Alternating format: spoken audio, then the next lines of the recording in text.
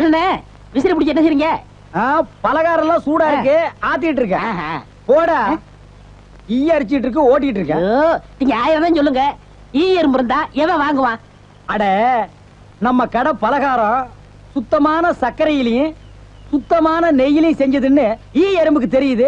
இந்த ஊர் ஜனங்களுக்கு தெரியலையாடா? தெரிய வைக்கணும். எப்படி? ஈ எறும்பு ஓட்டணும். எங்கடா விடிஞ்சதுல இருந்து ஓட்டி பாக்குற, அது ஓட மாட்டேங்குதா? என்கிட்ட விடுங்க.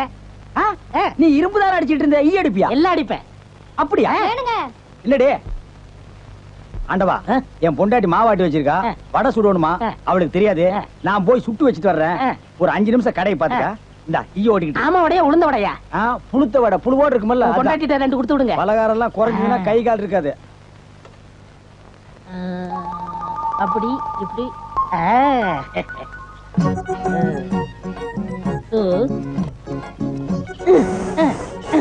இதை விட்டு விட்டு விசிறி எடுத்து வீசிக்கிட்டு இருக்கிறதா?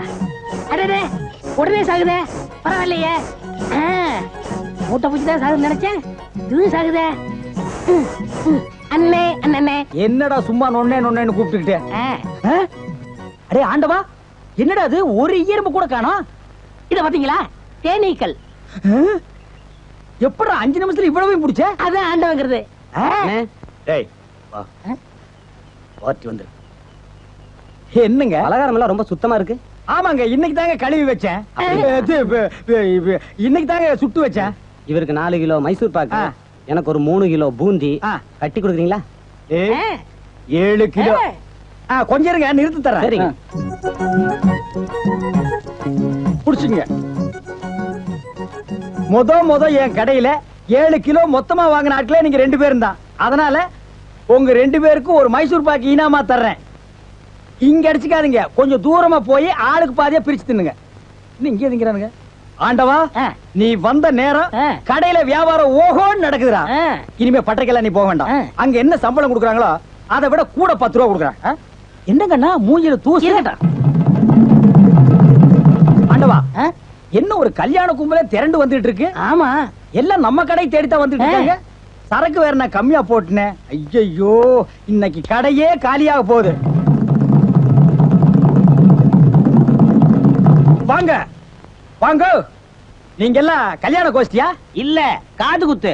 யாரா குண்டலகேசி? நான் தாங்க. நீதானா? நான் தானே. கொஞ்ச நேரத்துக்கு முன்னால 2 பேர் பலகாரம் வாங்கிட்டு போனாங்களே. ஆமா, 7 கிலோ. அவங்க சொல்லித்தான் நீங்க வந்தீங்களா? அவங்க சொல்ற நிலைமையில இருக்காங்க. பலகாரத்துல என்ன தடா கலந்த? நெய் தாங்க கலந்த. நெய்க்கா உயிர் போக? அப்பவே சொன்னங்க. என்ன? ஈ எறும்புலாம் கிருஷ்ணாயில் வாடப்பட்டா போயிரும்னு. இவர் தாங்க இதை கொடுத்து சாகடிக்க சொன்னாரு. ஐயோ, இதை நான் பார்த்ததே இல்லைங்க, இன்னைக்கு தானங்க பாக்குறேன். அட பாவி, கடையா நடத்துற கடை, பலகாரத்துல மூட்டை பூச்சி வந்து அடிக்க சொன்னேன்.